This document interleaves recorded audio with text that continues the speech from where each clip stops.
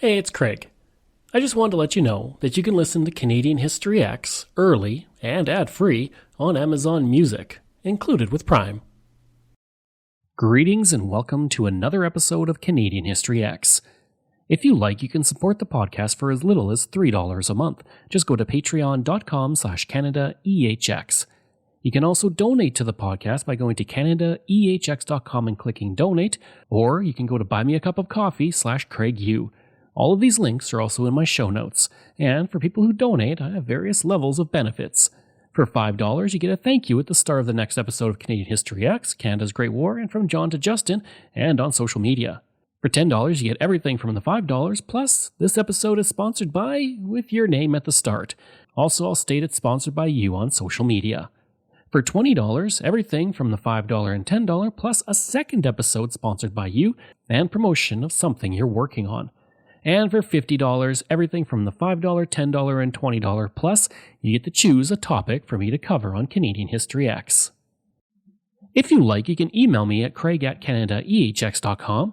You can find me on Twitter, my handle is Craig Baird, CraigBaird, and I'm on Instagram and TikTok where I put up daily videos about Canada's history. Just go to my username, Bairdo37. And you can find weekly videos on Canada's history on my YouTube channel. Just go to youtube.com/c/CanadianHistoryX. If you want to find transcripts of every episode I've ever done, you can go to my website, CanadaEHX.com, and there's over 700 posts on Canada's history there. Before I begin, I want to mention there's quite a few Ukrainian names in here, and I really do apologize if I mispronounce anything. I will do my best, but if anything is mispronounced, I apologize. The history of Ukrainians in Canada is a deep one, and has helped give Canada some of its most noted citizens. Ukrainians would start to arrive in the late 1800s, and today they are the 11th largest ethnic group in Canada, with 110,000 Ukrainian Canadians stating that Ukrainian was their mother tongue. As of 2016, there were 1.6 million Ukrainian Canadians, or people with Ukrainian heritage, within Canada. The arrival of Ukrainians begins long before Ukraine as a country as we know it existed. For decades, the Ukrainian people were either under the control of the Russian Empire or Austria-Hungary. And there may have been some Ukrainians who arrived in the early 19th century, but the first major immigration period was from 1891 to 1914. Iwan, also known as Ivan, Pilipiu, and Wazel Ilaniuk, are considered the first two Ukrainian immigrants to Canada, arriving in 1891. During the first winter, Ivan would go back to Ukraine for their families, while Ilaniuk stayed in Manitoba. Unfortunately, Ivan was wrongfully accused of sedition and fraud. He would go on trial in Austria-Hungary on May 12, 1892, and spent a month in prison. His trial would ironically generate publicity, resulting in more people wanting to go to Canada. When Ivan left for Canada once again, he was joined by 7 families, and these families would settle at Josephburg, northeast of Edmonton, a hamlet that still exists to this day. Ivan would live the rest of his life east of Fort Saskatchewan, and he died a relatively rich man in 1936. Today, a subdivision in Edmonton is named for him, as is a lake in Saskatchewan. His farmhouse, the third he built, currently sits at the Ukrainian Cultural Heritage Village just to the east of Edmonton. 5 years later, Canada began to promote immigration from Eastern European farmers to settle in the Canadian West. The government wanted the land to be filled with settlers, which would bring in more commerce, railroads, and help grow the huge crops available in the prairies. Dr. Joseph Alesko and Cyril Ganek would be heavily responsible for the promotion of Canada as a destination for immigrants in Ukraine.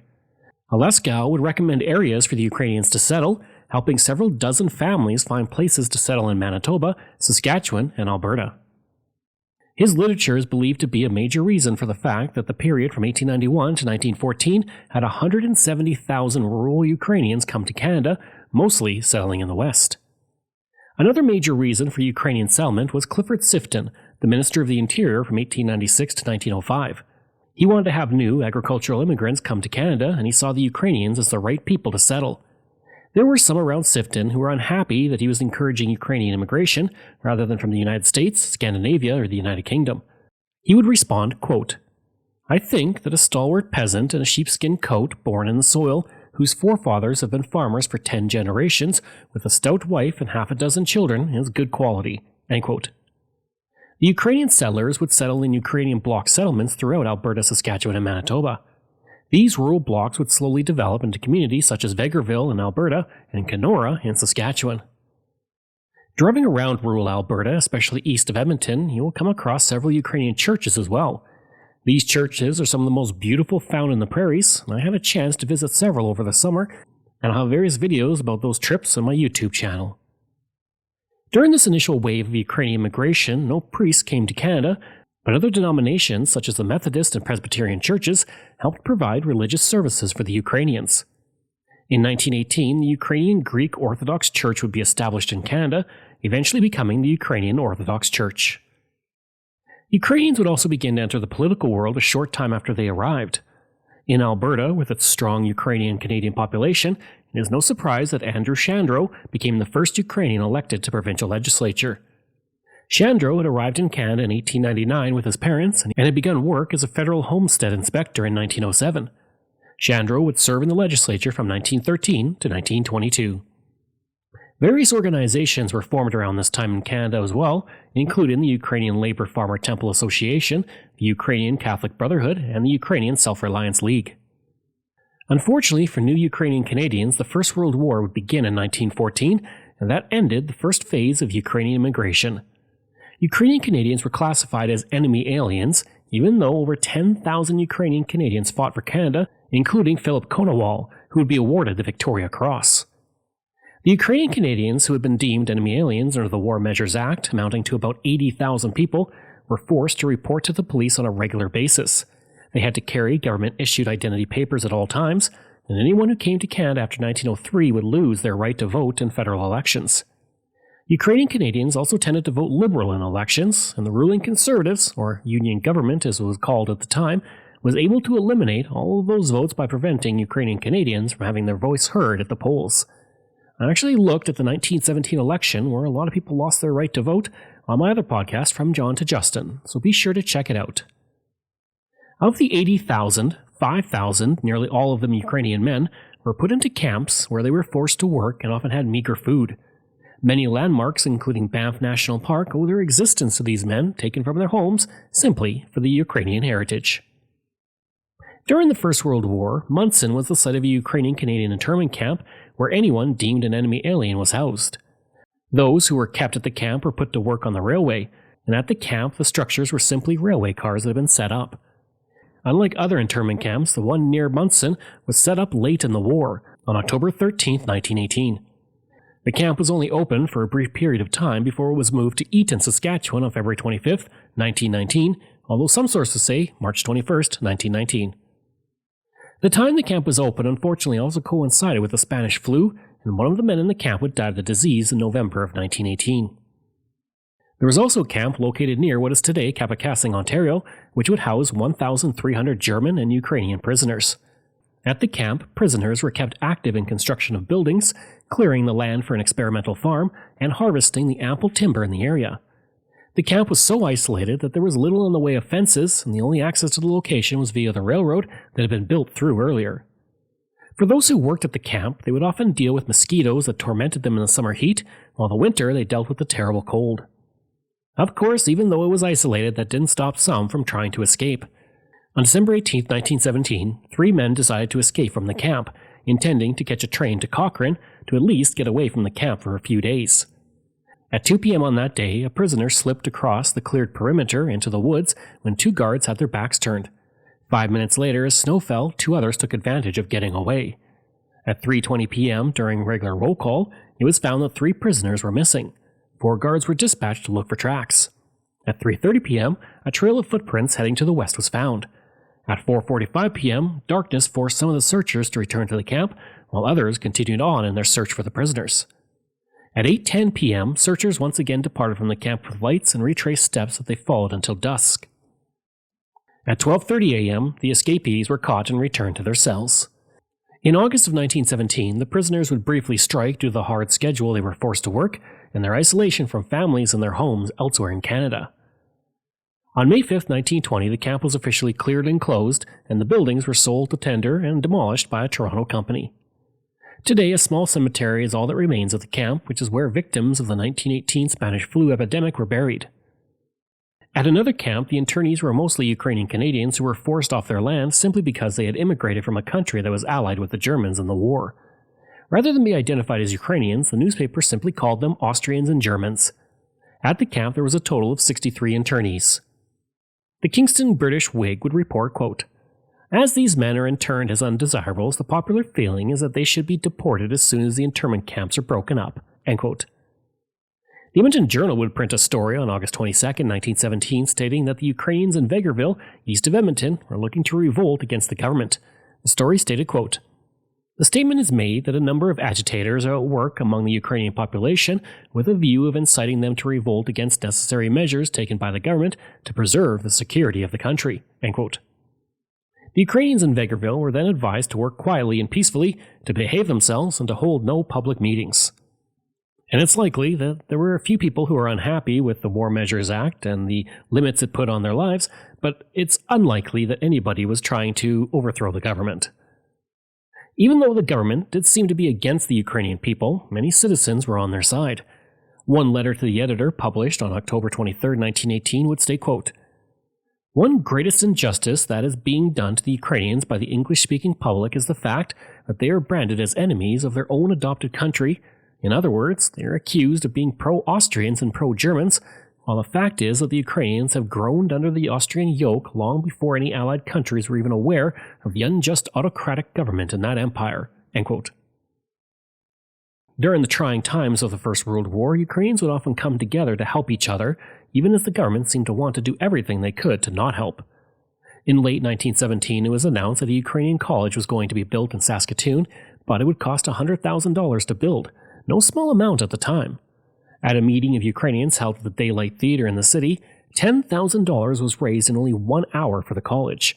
3 farmers would give $1,000 each.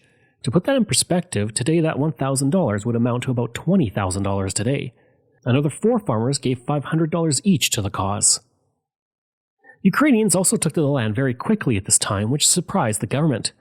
One inspector named Wazel Simitsyn was tasked with visiting farms to see the social needs of the Ukrainian settlements.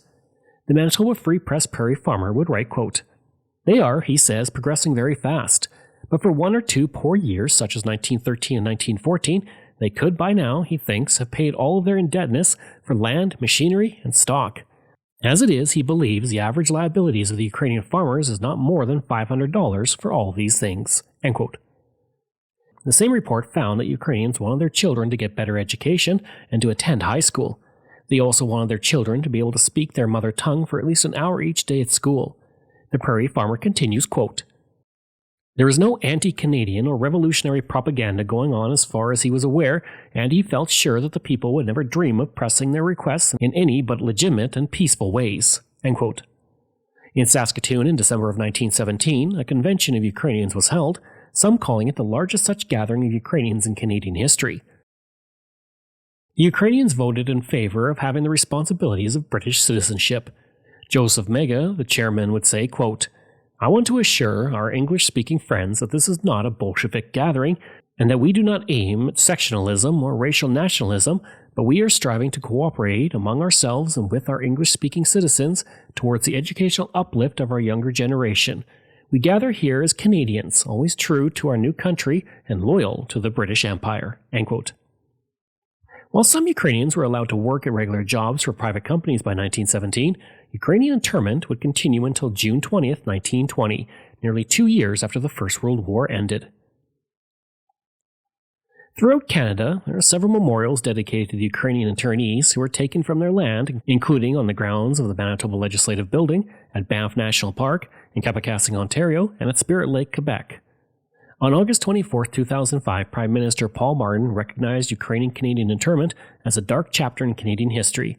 He pledged $2.5 million to fund memorials and educational exhibits, but this funding was never provided.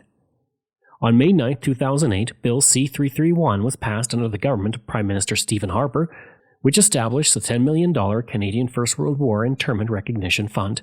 The interest used on this payment funds projects that commemorate the experience of Ukrainians and other Europeans during their internments. After the war, a new generation of Ukrainians began to integrate themselves into the political atmosphere of Canada. Michael Lukovich, who was born in America but came to Canada with his family, would become the first person of Ukrainian heritage to be elected to Parliament in 1926. Representing the Vegreville riding, he quickly became the voice of people of Ukrainian descent. He would speak out against discrimination, making him very popular among Ukrainian Canadians. He would serve until 1935 when he became a founding member of the Cooperative Commonwealth Federation, which today is the New Democratic Party. In 1923, the Immigration Act was modified to allow former subjects of the Austrian Empire to immigrate to Canada once again. After this, immigration once again picked up. Between 1923 and 1939, 70,000 Ukrainians came to Canada, many of them veterans of the war looking for a better life. Most of the immigration came in the late 1920s and early 1930s, before the Great Depression decreased the flow of immigration.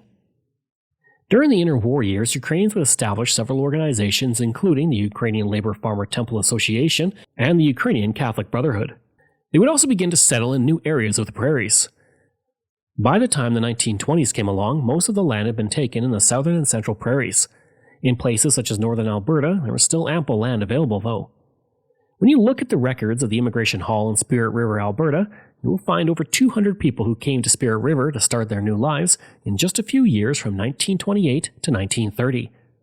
Only 5 people, Fred Robick, D. M. Zikuski, William Batan, M. Shemko, and F. Kozecki, came in 1927 during the first wave into the area.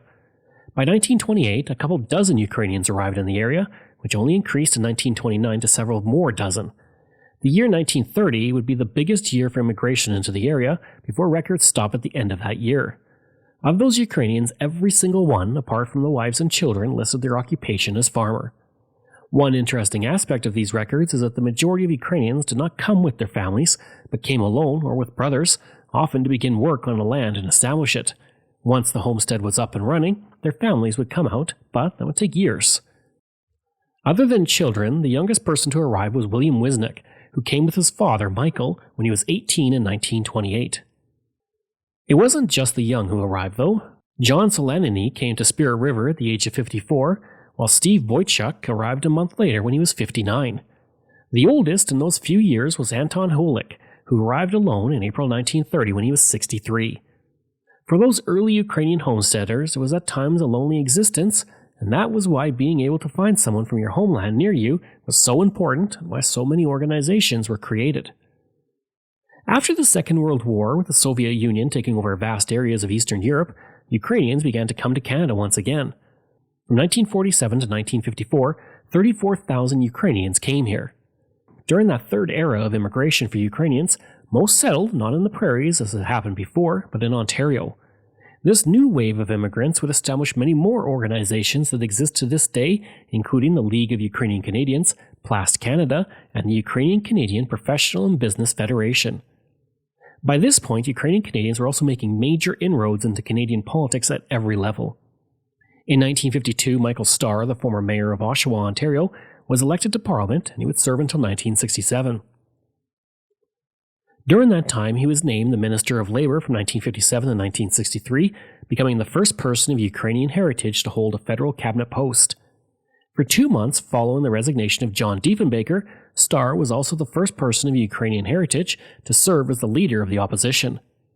Throughout his life, Starr worked with ethnic groups and minorities and helped to build the policy of old age pensions for the Progressive Conservative Party.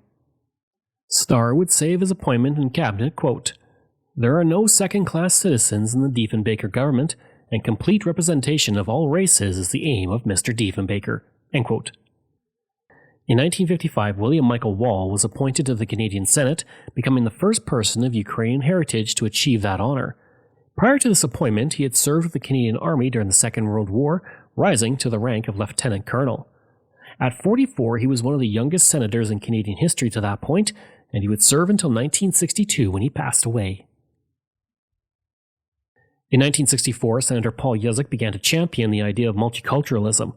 This would lead to the Royal Commission on Bilingualism and Biculturalism and debates with Ukrainian leaders. Ukrainians felt that the English-French biculturalism would deny the contribution of other cultures to Canada. As a result of this, Prime Minister Pierre Elliott Trudeau would shift Canada towards a policy of official multiculturalism. Today, Yuzak is known as the father of multiculturalism. Immigration would begin to slow in the subsequent decades, with only 10,000 Ukrainians arriving from the 1970s to the 1980s. But things would start to increase in 2001, and for the next 15 years, 40,000 Ukrainians came to Canada. Now it would be remiss of me not to talk about a very famous structure that represents Ukrainians in Canada. In 1976, Vegreville, a community with a deep Ukrainian history, would create one of the most famous roadside attractions in Canada, the Pysanka. The art of wax-resist egg decoration dates back to the pre-Christian era, and eggs decorated by Ukrainians featured nature symbols that became part of spring rituals. They worshipped a god named Dazbo, and birds were one of his creations. Humans could not catch the birds, but they could obtain their eggs, which were seen as sources of life. The egg was then honored in spring festivals as a rebirth of the earth as the long winter was over. When Christianity spread into the area, the egg became the symbol not of the rebirth of nature, but the rebirth of man. The art of the Pysanka then traveled to North America via Ukrainian immigrants, including to Ukrainian settlements like Vegreville. The egg would get its start thanks to the Alberta Century Celebrations Committee that was coordinating the centennial celebrations of the Royal Canadian Mounted Police to be held in 1974, honoring the 100th anniversary of the March West by the Northwest Mounted Police. The committee was tasked with distributing funds to communities to build a monument to the RCMP. For Vegreville, this meant that the Vegreville and District Chamber of Commerce would take up the challenge, and while many suggestions came in, the most popular was a giant Pysanka to symbolize the peace and security the Mounties offered the area during those early years. Designed by Paul Sambaliuk, an artist who was born in the Vegreville area, and Professor Ron Resch from the University of Utah, who was tasked with creating the Pysanka, which required the development of new computer programs. This was no simple Easter egg. The egg would feature 524 star patterns, 2,208 equilateral triangles, 3,512 visible faucets, 6,978 nuts and bolts, and 177 internal struts. All of this would come together to not only form arguably one of the most famous roadside attractions in the province, but an artistic masterpiece that has the distinction of accomplishing 9 mathematical, architectural, and engineering firsts, and its designs represent the first computer modeling of an egg. In all, the egg measures 25.7 feet long, 18 feet wide, and is 31 feet high. The base it sits on is 27,000 pounds, and it turns in the wind like a weather vane. I did an entire video on my visit to see the egg on my YouTube channel, so check it out. The link is in my show notes. The Pysanka is colored bronze, silver, and gold, with each color representing something. The bronze color represents the good earth of the area, the gold star symbolizes life and good fortune, and the 3 pointed stars alternating in gold and silver represent devotion to the faith of the ancestors. In addition, the band of silver has no beginning or end and represents eternity, and while the gold and silver windmills with 6 veins and points symbolize the rich harvest of the area. As for the silver wolf's teeth, that represents the protection and security of the pioneers by the RCMP. It was such a noble achievement that Her Majesty Queen Elizabeth II and Prince Philip would visit the egg during a cross-country tour. Another amazing fact is that the software used to guide the lasers to cut the Pysanka's tiles would be purchased by NASA and used for cutting exterior tiles on the space shuttle. Even though school has started, summer memories are still in everyone's mind. Although many interesting things happened, 2 events stand out as unusual and even record-breaking. The completion of Canada's gigantic new tourist attraction in Alberta, and the number of people trying to swim Lake Ontario. Vegreville, Alberta is the home of our newest tourist attraction, the largest Ukrainian Easter egg in the world. That's 25 feet and 3,000 pounds of man-made egg. The people of Vegreville and the computers of the University of Utah have been at this project for almost 2 years. The town has a predominantly Ukrainian background, and it wanted to salute the RCMP on its centennial, a sort of thank you for the security the force provided when this land was first settled. What better way than a giant Pysanka, a committee decided, the colorful Easter egg that's so much a part of Ukrainian tradition. The design was an enormous mathematical problem that took computers almost a year and a half to solve, together with 12,000 man-hours. It was ready for dedication to the opening day of the Vegreville Fair, all 3,000 pounds of it, more than 25 feet long and 18 feet wide. In the words of the people who built it, the great Pysanka combines the ancient traditions of one of Alberta's largest ethnic groups with breakthroughs in modern science, thus linking heritage and progress. One of the officials who took part in the ceremony noted the attention that the project had already received and noted that tourists, awestruck by its size, are moved to remark, "I'd sure love to see the chicken." In 1990, Ray Netishin was appointed as the first person of Ukrainian heritage to be Governor General of Canada. Born and educated in Saskatchewan, where his father John would become the first Ukrainian-born senator in 1959, Netishin served in the Second World War with the Air Force and was then elected to the House of Commons in 1974. As Governor General, he established the Governor General's Performing Arts Award and founded the International Council for Canadian Studies. He would also make a state visit to Ukraine in 1992, less than a year after it became an independent country. For a man known for his informality, it was a day of extraordinary pomp and ceremony. The day the jovial and down-to-earth Ray Netishin became His Excellency, the Queen's representative in Canada. Politicians, diplomats, and dignitaries packed the Senate chamber to witness Netishin's swearing in as Canada's 24th Governor General. You do swear that you will well and truly serve Her Majesty the Queen Elizabeth II? I do. So help you God. Then, after the firing of a 21-gun salute outside, Prime Minister Mulroney officially welcomed Netishin to his new position, saying he personifies the aspirations of all Canadians. As a distinguished lawyer, as a second-generation Canadian, you know firsthand the difficulties which has caused you to become an advocate of tolerance, a champion of national reconciliation. And you know this country, and you understand and admire her people. Seated on the throne, beside his wife Gerda, Netishin pledged to use his position to strengthen the sense of community among Canadians. The Governor-General belongs to the people of Canada, not to any one linguistic, cultural, or economic group, but to all Canadians. Much of the speech was delivered in a passable French, an indication of how hard Netishin has worked recently to overcome one of his biggest handicaps as Governor-General, his previous lack of any fluency in the language. Je rends hommage à mes prédécesseurs. There were words in Ukrainian, too, a proud moment for his mother as he talked of how his Ukrainian ancestors always felt at home in Canada. Твої маленькі син, який мав стати моїм батьком. The installation over, Netishin was back to his cheerful self, emerging from Parliament to receive his first royal salute.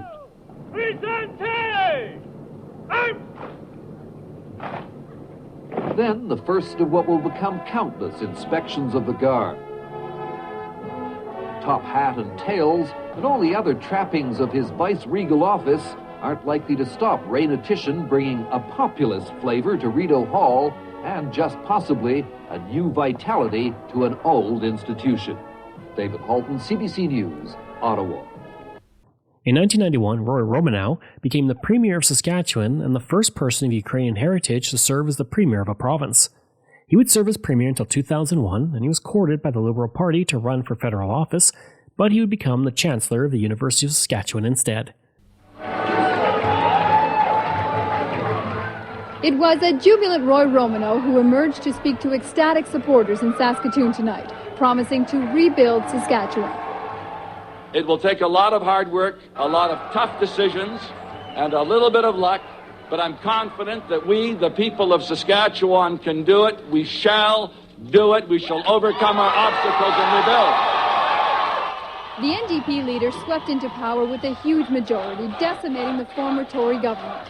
But it was an upbeat and relatively optimistic Grant Devine who addressed his supporters in his rural riding of Estevan. He promised them he would be an effective opposition leader.